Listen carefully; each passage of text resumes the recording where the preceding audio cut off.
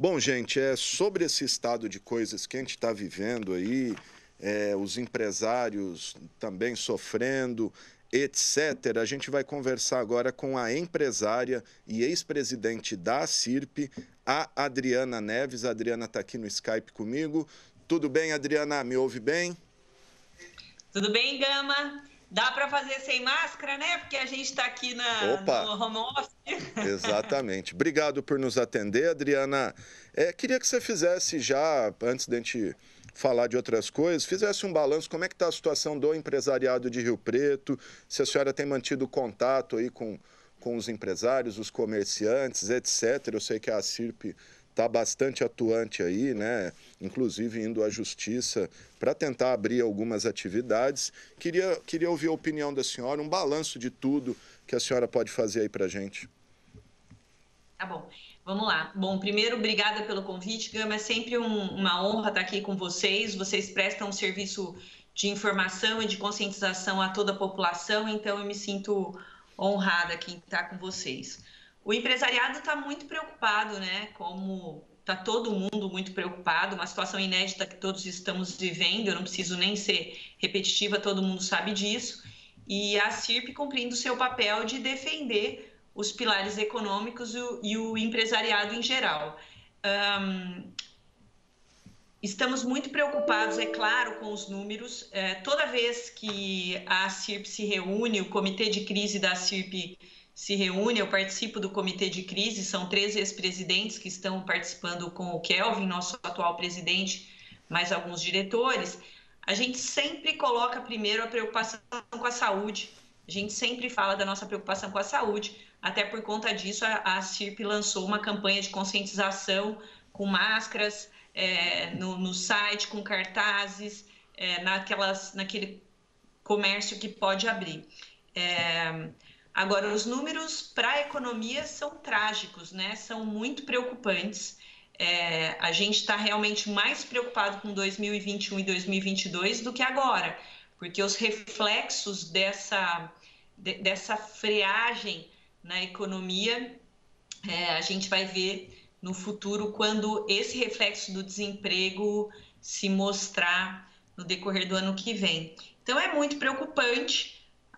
Nós estamos tentando, primeiro, orientar os associados que cuidem das suas pessoas, dos seus funcionários, dos seus colaboradores, dos seus clientes, que respeitem as regras, que façam até além do que a regra sanitária, a regra de saúde está pedindo, para que, em hipótese nenhuma, a gente tenha a possibilidade de voltar, por exemplo, para a fase 1, que seria ainda mais trágico, né? Então, a posição da CIRP nesse momento é de orientar, de tentar ajudar o comércio a se estruturar para se manter aberto e até para ampliar. A gente tem algumas considerações que eu acho que você vai me perguntar, eu posso ir falando aqui no decorrer da entrevista. Legal. Eu queria abordar agora com a senhora. Ontem o prefeito Edinho Araújo, em reunião com os prefeitos que integram aí esse comitê criado para debater os assuntos do Estado, aquela proposta de lockdown aos domingos e segundas, mas também ampliar em 1 hora o funcionamento de segunda a sábado, que também sábado estava proibido. Como que a CIRP recebeu essa proposta?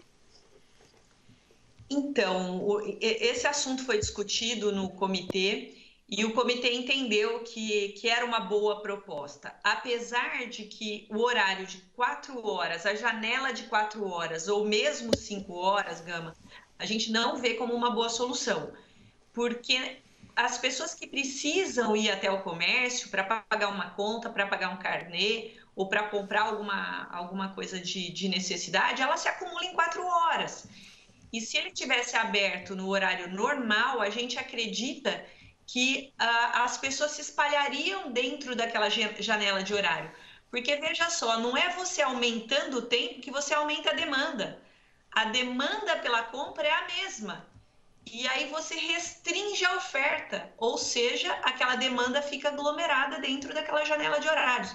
Então, a gente não acha, eu também não acredito que restringir em 4, 5 horas seja uma opção, uma boa opção. Não acredito. Assim como os ônibus, né? Quando eles estavam restritos, você coloca mais gente em menos ônibus. Então, ou seja, você aglomera mais.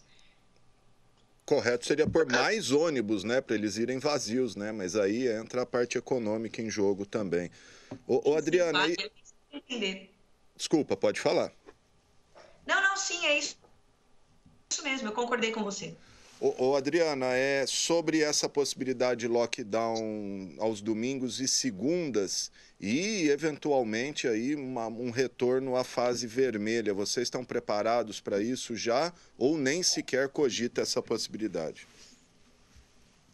Olha, a gente chega até a citar nas reuniões, mas seria tão trágico que a gente é, eu acabei de receber um mini relatório agora do que foi falado na live do Dr. Borim, da Saúde de Rio Preto, eu não consegui acompanhar, eu estava numa outra reunião, e parece que ele falou que os nossos leitos, o número de ocupação, e a gente sabe da estrutura de saúde que Rio Preto tem, que ele acha difícil a gente voltar para a fase 1. Eu quero crer também que a gente está bem longe disso. Me assustou semana passada quando nós recebemos, Gama, a notícia de que nós teríamos a possibilidade de faltar, por exemplo, medicamentos ou faltar anestésicos ou relaxante muscular para aquelas pessoas que vão para o respirador, né? E me faz pensar o seguinte, né, Gama? A gente sabe que a área de saúde em Rio Preto é excepcionalmente à frente do que é o resto do Brasil, e nós temos a sorte de ter pessoas à frente da saúde em Rio Preto muito competentes nos hospitais, nas diretorias das clínicas. Mas eu fiquei pensando, quando a gente faz um planejamento a médio e longo prazo, porque nós estamos falando sobre isso desde o dia 13 de março, e nós falávamos sobre a preparação de novos leitos, sobre a ampliação de novos leitos, sobre a possibilidade de um hospital de campanha caso necessário, e que nós tínhamos lá 291 UTIs, 300 e tantos respiradores, 1.190 leitos, eu não lembro exatamente se os números eram esses, mas é óbvio que tinha que ser considerado que se eu tinha 350 respiradores, por exemplo, e todos estivessem sendo usados, eu teria que ter anestésico e relaxante muscular para 350 pessoas. Então, me admira quando a gente fala, então vai faltar isso. Eu até aceito, mas eu não entendo, porque se eu estou programando o número de respiradores, eu tenho que programar junto tudo que vem, tudo que acompanha o atendimento nesse respirador. Então, às vezes eu me questiono, nossa, isso é falta de planejamento, isso é falta de programação ou realmente foi uma falta que não estava esperada, que não estava planejada, esses pedidos estavam feitos, os laboratórios não entregaram. O que acontece? Porque esse tipo de informação deixa a população muito em pânico, o empresariado muito em pânico e me parece que tem um pouco de falta de planejamento aí. Tomara que eu esteja errada, de novo, pode ser que a falta tenha sido dos laboratórios e não planejada, mas eu tinha que comentar porque é uma coisa que também nos incomoda muito, né? Esse tipo de informação, por exemplo. Sem dúvida. Adriana, vou falar um pouquinho da questão dos salões de beleza, cabeleireiro, manicure, enfim, toda essa área da beleza aí, que inclusive a ACIRP tentou, por meio de uma ação, liberar o funcionamento para os seus associados. Vocês tiveram alguma resposta, por exemplo, por que um supermercado, quais são os critérios, né? Um supermercado, uma lotérica pode estar lá aberta, enfim, mesmo lotado, tem ali e tal, mas tem aglomeração, e um salão que atende individualmente, de hora em hora, não pode. Existe vamos dizer, alguma explicação técnica fundamentada para essa proibição ou fica nebuloso? Não tem justificativa, Gama, não tem justificativa.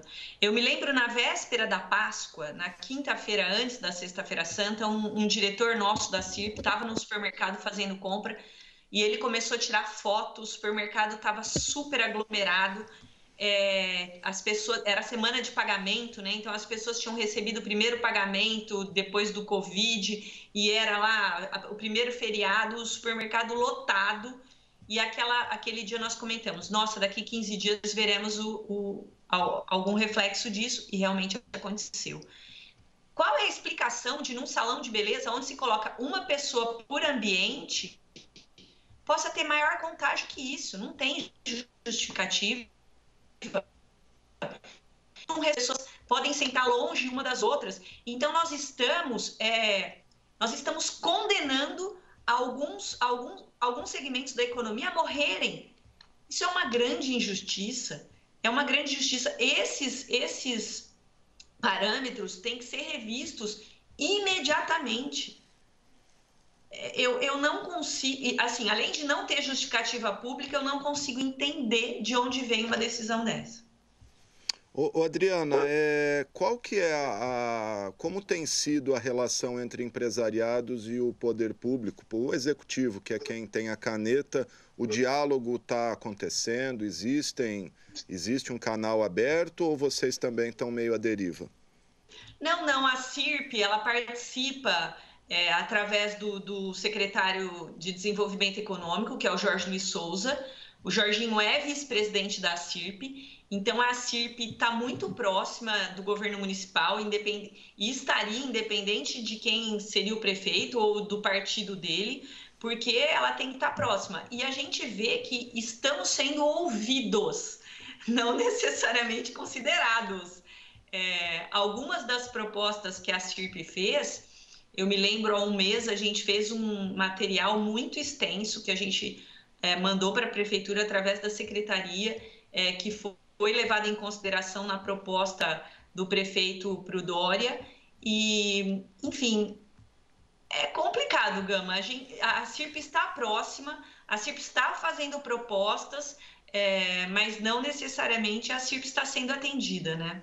Adriane, no governo estadual, a questão que na verdade quem decide mesmo é o Estado por meio do decreto com base no Plano São Paulo. Vocês têm mantido diálogo com o Estado? A gente tem o vice-governador Rodrigo Garcia, é aqui de Rio Preto, ele tem ouvido vocês, tem recebido ou não também? Como é que está esse diálogo? Há um mês, mais ou menos, eu participei em nome da CIRP de um Zoom com ele, de uma reunião virtual com ele, com o Rodrigo Garcia, o vice-governador que é daqui. E logo em seguida, o presidente da FACESP, que é o Alfredo Cotait, a FACESP é a Federação Estadual das Associações Comerciais, né? Ele passou a integrar o Comitê de Crise do Estado. Então, ele tem levado muitas propostas, algumas até foram consideradas. Esse nível que agora a gente está chamando de 1 a 5, foi baseado num estudo que a FACESP promoveu, que a gente fazia em cores, né? Verde, laranja e vermelho.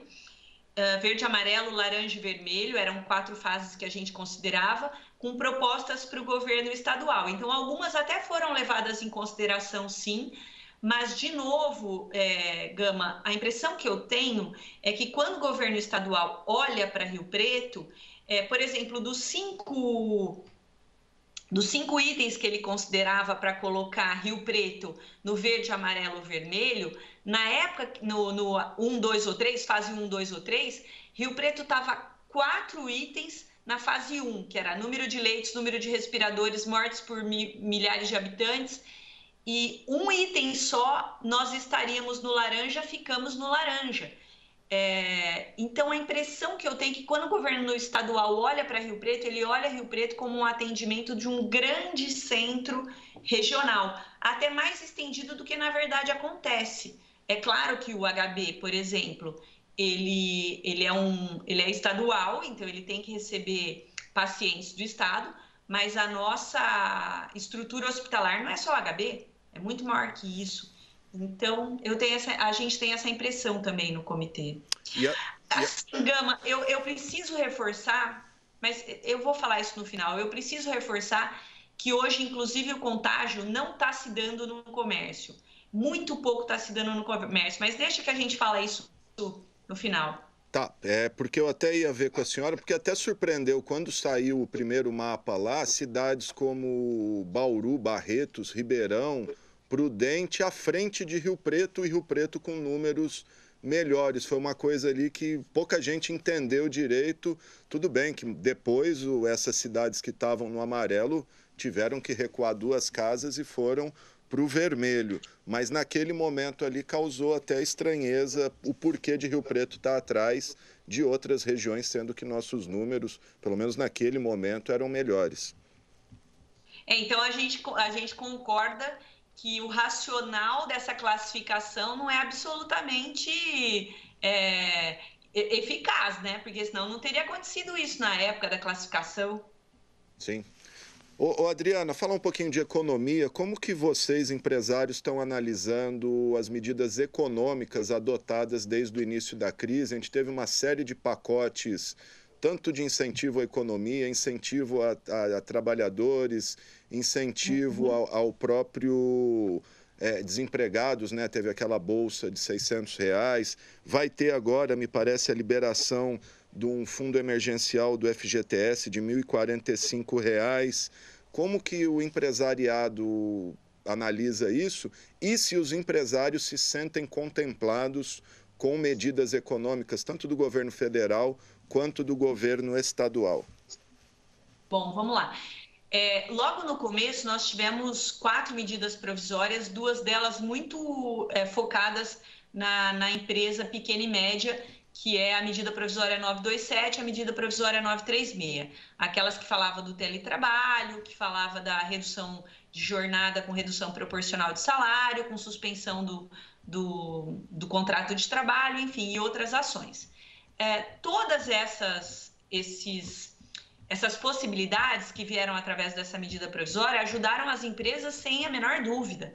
Só que também o empresário ele estava tão em pânico no começo, quando ele teve que se ver fechando e não conseguindo pagar suas contas, que ele demorou um pouco para interpretar essa medida provisória, mas assim, no final do primeiro mês, eu acho que o empresariado todo já estava correndo atrás de aproveitar esses benefícios que realmente foram dados dessas medidas provisórias. A CIRP também ajudou muito fazendo orientações em relação a isso. Mas o acesso ao crédito, que é o que mais resolve para o empresariado, Gama, que no começo a gente viu o Guedes falando acesso ao crédito através do BNDES, com juro barato, facilidade do crédito. A impressão que a gente tem até hoje, e nas reuniões da CIRP a gente comenta muito, é que isso parou nos bancos. O empresariado não está tendo essa facilidade de acessar o crédito. O banco está colocando um spread muito alto, com o risco da inadimplência que ele está enxergando. Então, isso não está chegando da forma que nós prevíamos até o empresário, principalmente o pequeno empresário. E a gente tem que lembrar que Rio Preto é feito 90% por pequena empresa. Sim.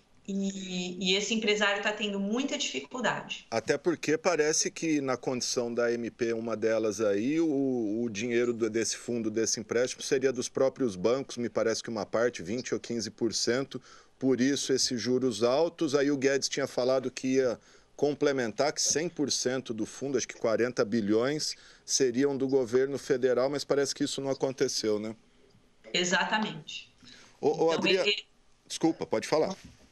Não, esse realmente foi a maior dificuldade de tudo isso que aconteceu, dessas ferramentas disponibilizadas, essa é que, por enquanto, o empresário não viu o resultado. Essa questão do Banco Central ter baixado os juros aí ao nível mais baixo da história, 2,25, isso ajuda de alguma maneira ou nesse momento é indiferente?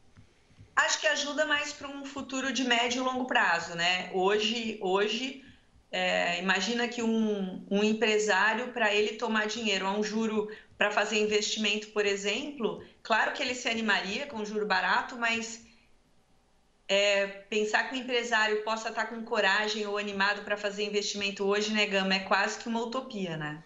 Pois é, a Miriam Leitão até falava agora de manhã em alguma emissora aí, acho que na Globo News, que quem tem dinheiro para investir agora, os grandes empresários, estão receosos por causa dessa crise política que parece que fazem questão de manter ela cada dia mais acesa, mais pegando fogo.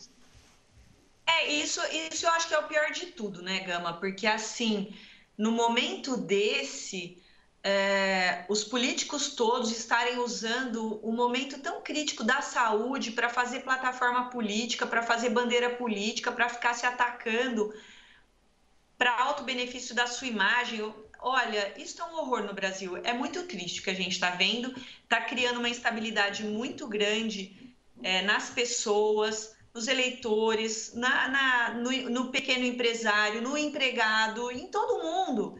E assim, eu tenho falado que a gente está precisando mais de incentivador do que crítico, né? Porque crítico o Brasil já tem muito. Acho que as pessoas tinham que começar a refletir um pouco.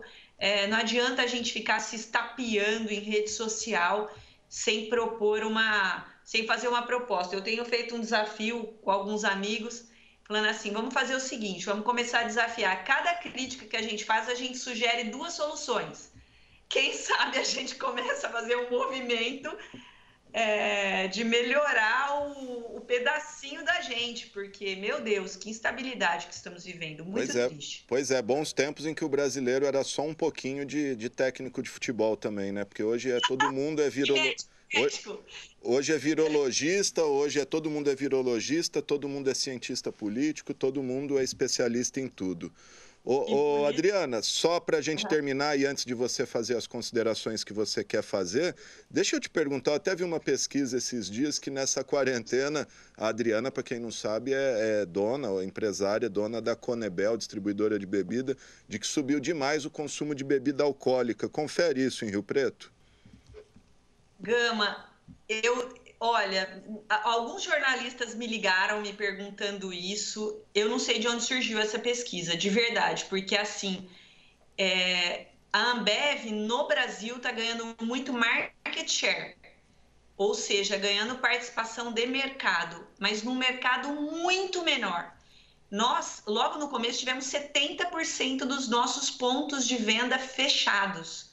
Imaginar que uma pessoa que está acostumado a sair do trabalho, passar num barzinho, fazer um happy hour, tomar sua cervejinha, que é o lazer do brasileiro e não tem mal nenhum nisso, né? Uhum. Eu falo que até alface demais faz mal, né, Gama? Sim. Então, imaginar que essa pessoa vai fazer esse mesmo ritmo dentro da casa dele é um absurdo. Agora, que algumas pessoas estão em casa, bebiam em casa, e talvez estejam bebendo, mas em casa pode até ser verdade, mas o volume total do consumo de bebida diminuiu muito, muito. A gente não pode falar em números porque a Ambev é listada em bolsa, então a gente tem uma restrição por conta de lei da CVM, né? Mas, infelizmente, para nós, o nosso faturamento está muito menor. E veja só o que eu disse, nós estamos ganhando market share, porque nós tivemos menos problemas de produção que alguns concorrentes nossos, que logo no começo já deram férias coletivas para todo mundo, não prepararam a produção e aí depois ficaram com falta de produto. A Ambev foi muito programada. E a impressão que eu tenho também é que a Ambev começou ela que lançou as lives, né, com Brahma Duplo Malte, e isso ajudou bastante aí na reputação das marcas, além de todas as ações que a Ambev está fazendo, e a Conebel também aqui em Rio Preto, né? Nós estamos distribuindo 10 mil máscaras para os nossos pontos de venda, conforme eles estão sendo autorizados a abrir, a gente fornece máscara para ele, para o cliente dele, põe cartaz orientando para ele tomar cuidado com o Covid. E esse tipo de ação ajuda o comerciante a ficar fiel com as nossas marcas, né? Mas, infelizmente, o nosso volume está muito menor. Não tem nem como, né? Não tem nem como. Há 3 meses tudo bar fechado, restaurante, boate, etc. É complicado. Evento. Rio Preto, Gama, é uma cidade que vive de evento. Rio Preto não é só evento grande, festa de peão, não é essas coisas. Isso também faz muito volume, mas você imagina que Rio Preto tem 11 ou 12 Rotaries, 18 lojas maçônicas, não sei quantos centros espírita, igrejas, que todos eles fazem festas para as entidades de Rio Preto, que nós temos aí cerca de 50 entidades em Rio Preto que vivem dessas festas beneficentes. Esses eventos acabaram. Eu brinco que em Rio Preto você tem que ter um orçamento mensal para você poder ir em evento, de tanto evento que tem, né? E esses eventos todos acabaram. É difícil. Ah, e os churrascos de fim de semana, de turmas, né? Racha de futebol, etc. É tudo, né?